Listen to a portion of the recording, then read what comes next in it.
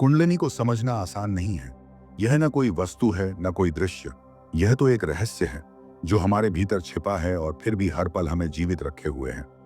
शास्त्रों में इसे सर्पाकार शक्ति कहा गया है, लेकिन यह सर्प कोई साधारण जीव नहीं। यह उस नींद का प्रतीक है जिसमें हम स्वयं को भूल कर पड़े रहते हैं। हम सोचते हैं कि हम जाग रहे हैं, लेकिन वास्तव में हम गहरी नींद में हैं, अज्ञान की नींद में। कुंडलिनी वह संभावना है जो अभी कुंडली मारे सो रही है और जिसके जागने पर वास्तविक जागरण संभव है। रीढ़ की जड़ में बैठी यह शक्ति मानो बीज की तरह है। बीज छोटा होता है, उसमें कुछ दिखता नहीं, लेकिन वही बीज एक विशाल वृक्ष को जन्म देता है। बीज की तरह कुंडलिनी भी मौन है और प्रतीक्षा में है। यह हमें याद दिलाती है कि जीवन का सबसे गहरा खजाना हमेशा सतह पर नहीं दिखता। सतह पर तो केवल इच्छाएं, विचार और शरीर की गतिविधियां हैं, लेकिन भीतर गहराई में मूलाधार की अंधेरी भूमि में एक बीज छिपा है। इस बीज की उपस्थिति ही बताती है कि मनुष्य केवल मांस और हड्डियों का ढांचा नहीं है।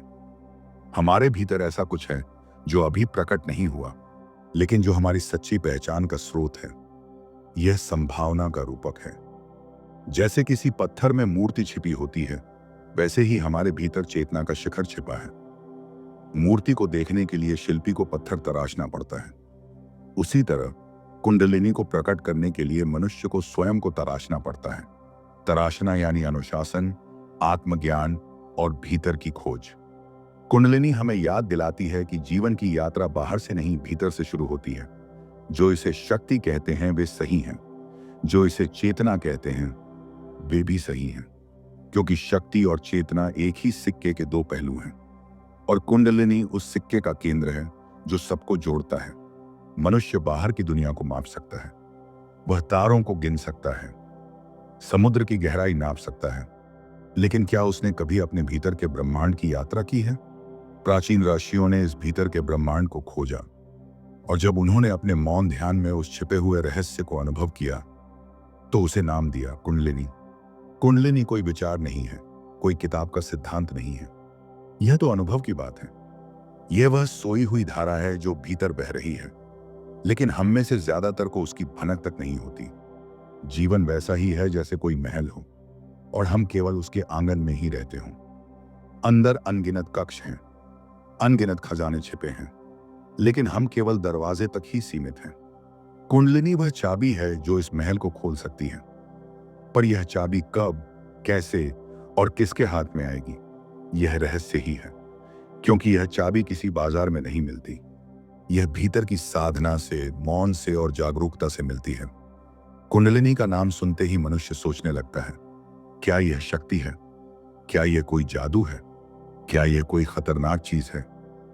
लेकिन अगर आप गहराई से सोचें तो यह न केवल शक्ति है, न केवल चेतना, बल्कि यह उस संभावना का प्रतीक है जो हर इंसान में छिपी हुई है। कुंडलिनी को शब्दों में बांधना वैसा ही है जैसे किसी असीम आकाश को मुट्ठी में पकड़ना। लेकिन प्राचीन ऋषियों ने हमें रूपकों के माध्यम से इसका दर्शन कराया। सबसे पहला रूपक है सर्प। सर्प अपनी कुंडली में स्थिर बैठा है, लेकिन उसमें अनंत गति छिपी है। वह सोया हुआ दिखता है, पर जागते ही बिजली की तरफ फुफकारता है। कुंडलिनी को भी यही कहा गया, एक सर्पाकार शक्ति जो हमारी रीढ़ की गहराई में मौन होकर बैठी है। सर्प यहां भय का प्रतीक नहीं है, बल्कि छिपी हुई संभावना का प्रतीक है, जिसे हमने अभी तक छुआ नहीं, लेकिन जो हमारे भीतर सदा से मौजूद है। दूसरा रूपक है बीज। बीज छोटा होता है, उसमें न रंग होता है, न आकार, न फूल, न फल, लेकिन उसी बीज के भीतर छिपा है पूरा वृक्ष, शाखाएं, पत्तियां, छांव और अनगिनत फल। कुंडलिनी भी ऐसा ही बीज है।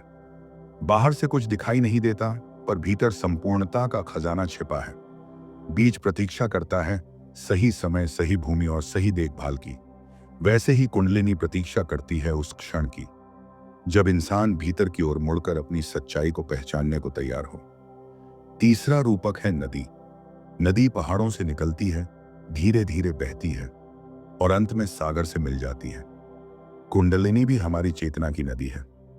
यह नीचे से ऊपर की ओर बहती है और अंततः हमें उस असीम सागर से मिला देती है, जिसे हम ब्रह्म कहते हैं, अस्तित्व कहते हैं या अनंत कहते हैं।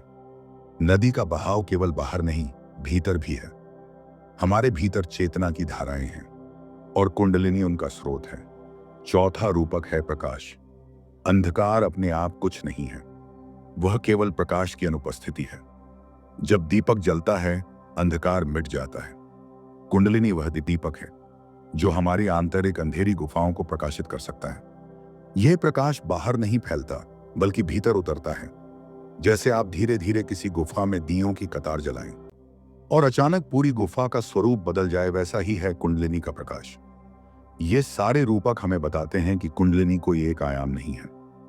यह संभावना भी है, प्रतीक्षा भी है, यात्रा भी है और प्रकाश भी। यह उस मौन उपस्थिति का नाम है जो हमारे भीतर छिपकर हमें हर पल जीवन देती है। पर सबसे बड़ा प्रश्न यह नहीं कि कुंडलिनी क्या है, बल्कि यह कि हम उसके साथ अपने रिश्ते को कैसे समझते हैं। क्या हम उसे केवल एक रहस्य मानकर किनारे खड़े रहेंगे या अपने भीतर झांक कर उसकी उपस्थिति को महसूस करेंगे? क्योंकि रूपक केवल इशारा करते हैं। सर्प, बीज, नदी, प्रकाश, ये सब संकेत हैं, पर सत्य अनुभव वही है जो मौन में होता है, जब इंसान अपनी ही गहराई में उतरता है। भारतीय दर्शन में कुंडलिनी का नाम भले ही तंत्र और योग की परंपरा में अधिक सुना जाता है, लेकिन इसका बीज विचार वेदों और उपनिषदों में भी छिपा है। वेदों में प्राण की चर्चा बार बार होती है। प्राण यानी वह जीवन शक्ति जो हमें चलाती है। ऋग्वेद के मंत्र कहते हैं, प्राणो ही जीवनम भूतानाम, प्राण ही सबका जीवन है। यही प्राण जब गहरे स्तर पर समझा गया तो ऋषियों ने जाना कि इसका मूल स्रोत भीतर है, और यही स्रोत बाद में कुंडलिनी नाम से जाना गया। उपनिषदों में इसे अलग अलग प्रतीकों में वर्णित किया गया। श्वेताश्वतर उपनिषद कहती है, जैसे तेल तिल में छिपा है, मक्खन दूध में छिपा है, वैसे ही आत्मा शरीर में छिपी है। यह छिपा हुआ जो ऊर्जा का केंद्र है, वह ही है जिसे योगी जागृत करने का प्रयत्न करते हैं। योग दर्शन में, विशेषकर पतंजलि योग सूत्रों में, कुंडलिनी का सीधा नाम शायद न मिले, लेकिन वहां समाधि और धारणा की जो अवस्थाएं बताई गई हैं, वे उसी आंतरिक यात्रा की ओर संकेत करती हैं। योग कहता है चित्त वृत्ति निरोध। जब मन की तरंगें थम जाती हैं तो भीतर का मौन प्रकट होता है, और उसी मौन में कुंडलिनी की हलचल महसूस की जा सकती है। तंत्र परंपरा में कुंडलिनी का चित्रण और अधिक स्पष्ट मिलता है। तंत्र कहता है कि शरीर केवल मांस का ढांचा नहीं है, यह तो एक सूक्ष्म ब्रह्मांड है। इस ब्रह्मांड में 7 प्रमुख ऊर्जा केंद्र हैं, जिन्हें चक्र कहा गया, और हर चक्र को पार करने वाली, ऊपर उठने वाली शक्ति ही है कुंडलिनी। पर ध्यान देने योग्य बात यह है, तंत्र कुंडलिनी को केवल शक्ति नहीं मानता। यह शक्ति और शिव की अद्वैतता की यात्रा है। कुंडलिनी शक्ति है और उसका आरोहण शिव से मिलने की यात्रा है। शक्ति और शिव अलग नहीं है, यह केवल अनुभव का अनफोल्डिंग है।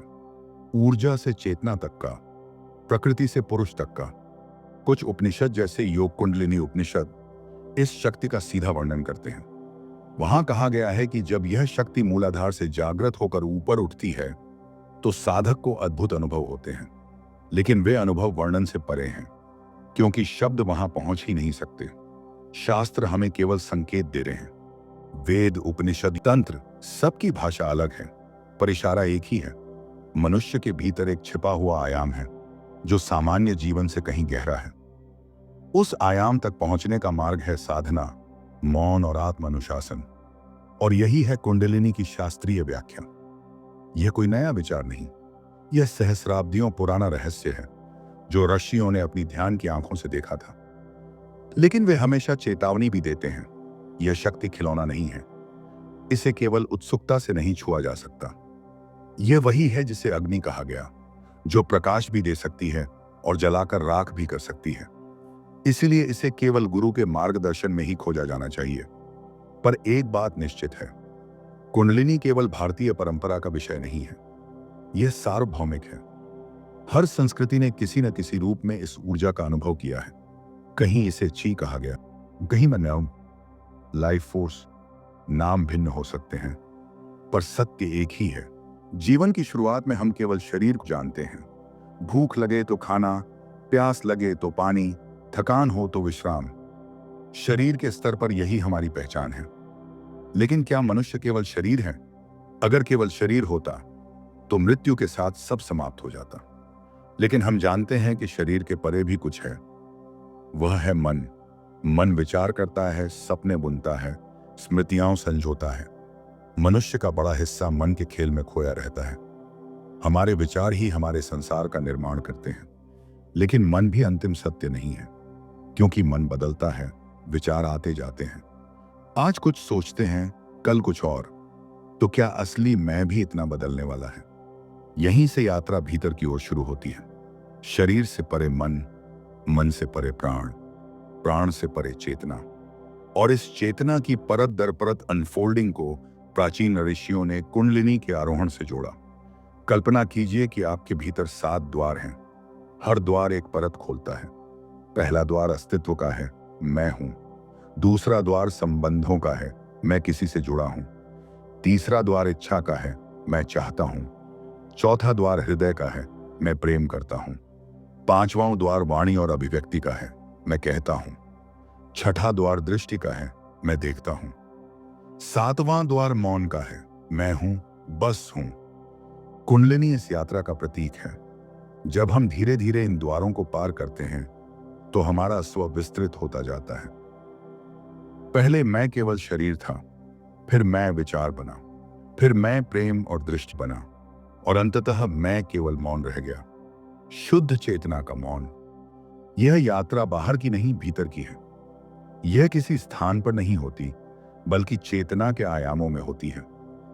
जैसे किसी कमल के फूल की पंखुड़ियां धीरे धीरे खुलती हैं, वैसे ही मनुष्य का स्व अनफोल्ड होता है। और कुंडलिनी वही छिपा हुआ केंद्र है जो इस अनफोल्ड की कुंजी है। पर यहां एक गहरा प्रश्न उठता है, क्या हम सचमुच इस यात्रा को करना चाहते हैं? क्योंकि इस यात्रा में हमें अपनी पहचानें छोड़नी पड़ती हैं। हम जो मानते आए कि मैं यही हूं, वह धीरे धीरे टूटता है। यह यात्रा सरल नहीं है।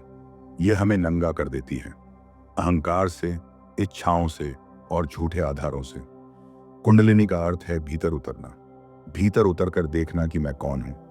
यह देखना कि मैं केवल नाम नहीं हूं, मैं केवल संबंध नहीं हूं, मैं केवल विचार नहीं हूं। मैं उससे परे कुछ हूं, कुछ ऐसा जो बदलता नहीं।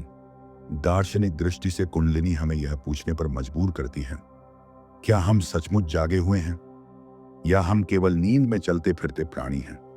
हम सोचते हैं कि हम सचेत हैं, लेकिन शायद हम गहरी नींद में हैं। कुंडलिनी जागरण का अर्थ है उस नींद से जागना। जागना केवल आंखों का खुलना नहीं, जागना है आत्मा का खुलना। यही भीतर की यात्रा है। यात्रा का लक्ष्य कहीं बाहर नहीं है, ना किसी मंदिर में, ना किसी ग्रंथ में। लक्ष्य भीतर है, और उस भीतर की ओर मुड़ने को ही ऋषियों ने कुंडलिनी कहा। कुंडलिनी एक ऐसा शब्द जो सुनते ही रहस्य और रोमांच की छाया से भर जाता है। लोग सोचते हैं यह कोई चमत्कारी शक्ति है, जो मिल जाए तो जीवन बदल जाएगा। पर सच यह है, यह शक्ति जितनी आकर्षक है, उतनी ही भयावह भी। कुंडलिनी खिलौना नहीं है। यह कोई साधारण ध्यान या योग का अनुभव नहीं है। यह भीतर की आग है, जो जलाकर राख कर सकती है। और साधारण मनुष्य के लिए यह आग कभी वरदान नहीं, केवल अभिशाप साबित हो सकती है।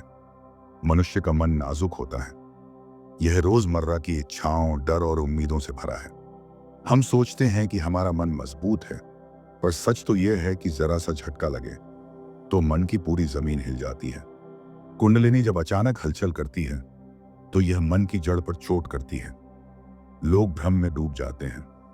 कभी उन्हें अजीब आकृतियां दिखने लगती हैं, कभी डरावनी आवाजें सुनाई देती हैं। कुछ तो वास्तविकता और कल्पना में फर्क ही खो बैठते हैं। यह अनुभव इतना गहरा होता है कि व्यक्ति को लगता है वह पागल हो रहा है। वह खुद से लड़ता है, लेकिन हारता ही जाता है। कुंडलिनी का झटका मन को चकनाचूर कर देता है। शरीर भी इस शक्ति को स्वीकार नहीं कर पाता। जब कुंडलिनी अचानक उठती है तो शरीर कांपने लगता है। रीढ़ की हड्डी में आग सी जलन, दिल की धड़कनों में तेजी, सांस रुकने जैसा अनुभव, ये सब शरीर को डर से भर देते हैं। कभी कभी अंगों में अजीब हरकतें होने लगती हैं, मानो शरीर पर अपना नियंत्रण ही ना हो। कुछ लोग चिल्लाने लगते हैं, कुछ बेहोश हो जाते हैं। यह सब इतना अचानक होता है कि देखने वाला भी सहम जाता है। शरीर मानो कह रहा हो, मैं इस ऊर्जा को नहीं सह सकता। और यही सच है। मनुष्य सालों साल अपनी भावनाएं दबाता है। गुस्सा, वासना, डर, उदासी सब भीतर कहीं छुपा रहता है। लेकिन कुंडलिनी उस ताले को तोड़ देती है। भावनाएं ज्वालामुखी की तरह फूट पड़ती हैं। एक पल इंसान हंसता है, दूसरे ही पल रोने लगता है। कभी प्रेम से भर जाता है, कभी हिंसा से कांप उठता है। वह खुद को समझ नहीं पाता, दूसरे भी उसे समझ नहीं पाते। यह भावनात्मक विस्फोट इतना भयानक होता है कि इंसान अपने ही भीतर से डरने लगता है। उसे लगता है कि उसका नियंत्रण छिन गया है, और वास्तव में छिन भी गया है। कुंडलिनी का एक और खतरा है भ्रम। कभी कभी लोग इस शक्ति की हल्की झलक पाते हैं, शरीर में कंपन, ऊर्जा की लहर, अजीब दृश्य, और वे मान लेते हैं कि उन्होंने कोई महान उपलब्धि हासिल कर ली। यहीं से अहंकार जन्म लेता है। वह सोचते हैं वे विशेष हैं, बाकी सब साधारण हैं। लेकिन यह भ्रम उन्हें गहरे अंधकार में धकेल देता है। वे खुद को भी धोखा देते हैं, दूसरों को भी। उनकी साधना अहंकार की दीवारों में कैद हो जाती है, और अहंकार जब गिरता है तो इंसान बिखर जाता है। कुंडलिनी का सबसे गहरा भय है स्व की पहचान का खो जाना। हम सब अपने नाम, रिश्तों, यादों और विचारों को पकड़कर जीते हैं। यही हमें लगता है कि हम हैं। लेकिन जब कुंडलिनी हिलती है तो यह सब कुछ बिखरने लगता है। इंसान को लगता है कि उसका मैं टूट रहा है। वह नहीं समझ पाता कि वह कौन है। उसका मन चिल्लाता है, मैं खो रहा हूं, मैं मिट रहा हूं। यह अनुभव किसी के लिए मुक्ति जैसा हो सकता है, पर साधारण व्यक्ति के लिए यह केवल भय और मृत्यु जैसा अनुभव है।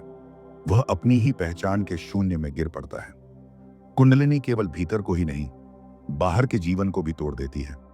जिस इंसान के भीतर यह शक्ति हिलती है, वह असामान्य व्यवहार करने लगता है। कभी घंटों चुप बैठा रहता है, कभी अचानक हंसने या रोने लगता है, कभी अजीब बातें कहने लगता है। परिवार और समाज उसे समझ नहीं पाते। लोग उसे पागल कहते हैं, उससे दूरी बनाने लगते हैं। वह धीरे धीरे अकेला पड़ जाता है, और यह अकेलापन उसकी पीड़ा को और बढ़ा देता है। कुंडलिनी का सबसे बड़ा खतरा है उसकी अनिश्चितता। यह कब प्रकट होगी, कैसे प्रकट होगी, कोई नहीं जानता। कभी यह आनंद की तरह आती है तो अगले ही पल यातना में बदल जाती है। कभी यह प्रकाश का आभास देती है तो अचानक अंधेरे में धकेल देती है। यह अस्थिरता मनुष्य को तोड़ देती है। वह हर समय डर में जीता है, पता नहीं अगला क्षण क्या लेकर आएगा। उसके लिए जीवन एक डरावना रहस्य बन जाता है। कुंडलिनी को समझने का सबसे सही रूपक है आग। आग रसोई में है तो जीवन को पोषण देती है, लेकिन वही आग अगर नियंत्रण से बाहर हो जाए तो घर को जलाकर राख कर देती है। कुंडलिनी भी वैसी ही आग है। यह भीतर सोई हुई है, लेकिन जब अचानक जागती है तो साधारण इंसान इसे संभाल नहीं पाता।